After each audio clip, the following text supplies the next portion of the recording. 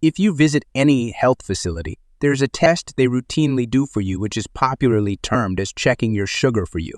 That test is done to determine the glucose or sugar level in your blood. But do you know that test can either be fasting blood sugar F.B.S. or random blood sugar R.B.S.? Join me as I explain the difference between F.B.S. and R.B.S. F.B.S. or fasting blood sugar is a blood test that measures the amount of glucose in the blood after a period of fasting, usually overnight. It is typically done in the morning before eating or drinking anything. This test provides a baseline measurement of how the body is processing glucose in the absence of food. F.B.S. levels are used to diagnose and monitor conditions like diabetes and prediabetes. On the other hand, R.B.S. or random blood sugar is a blood test that measures the amount of glucose in the blood at any given time, regardless of when the last meal was consumed. R.B.S. levels can change throughout the day in response to food intake, physical activity, stress, and other factors. This test is often used in emergency situations to quickly assess blood sugar levels. In summary, F.B.S. is a fasting blood sugar test that provides a baseline measurement of glucose levels after a period of fasting, that is overnight or after 8 hours of no food, while R.B.S. is a random blood sugar test that measures glucose levels at any time, regardless of fasting.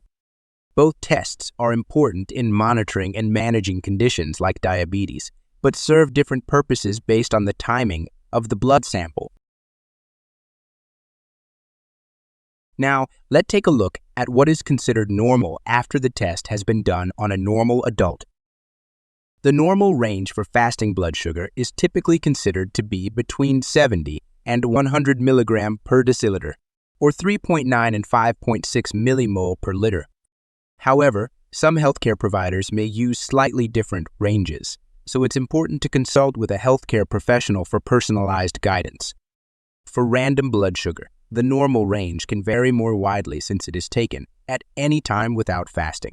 In general, a normal R.B.S. level is usually below 125 milligram per deciliter or 6.9 millimole per liter depending on when the last meal was taken.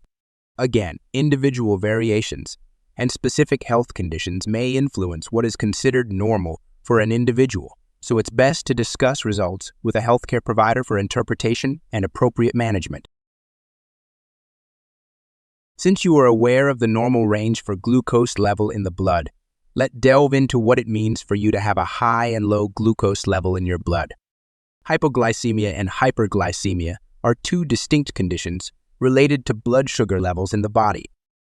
Hypoglycemia occurs when blood sugar levels drop below normal levels, typically below 70 milligram per deciliter or 3.9 millimole per liter. Some of the signs or symptoms can include shakiness, sweating, dizziness, confusion, irritability, hunger, and, in severe cases, loss of consciousness. You should know hypoglycemia is often a result of taking too much insulin or other glucose-lowering medications, hunger or skipping meals, and excessive physical activity. In situation of hypoglycemia, consuming fast-acting carbohydrates like glucose tablets, fruit juice, or candy to raise blood sugar levels quickly is very necessary. Hyperglycemia, on the other hand, occurs when blood sugar levels are higher than normal, typically above 180 milligram per deciliter or 10 millimole per liter. Symptoms of hyperglycemia can include increased thirst, frequent urination, fatigue, blurred vision, and slow wound healing. Hyperglycemia is commonly associated with conditions like diabetes, where the body either does not produce enough insulin or is unable to use insulin effectively. When it comes to treatment for hyperglycemia, it often involves adjusting insulin or other medications, monitoring blood sugar levels regularly, following a healthy diet, and engaging in regular physical activity. In all this, it is important to monitor blood sugar levels regularly, follow a balanced diet, take medications as prescribed, and consult with a healthcare provider for proper management of both hypoglycemia and hyperglycemia. I hope you have been educated. Stay safe and see you in the next video.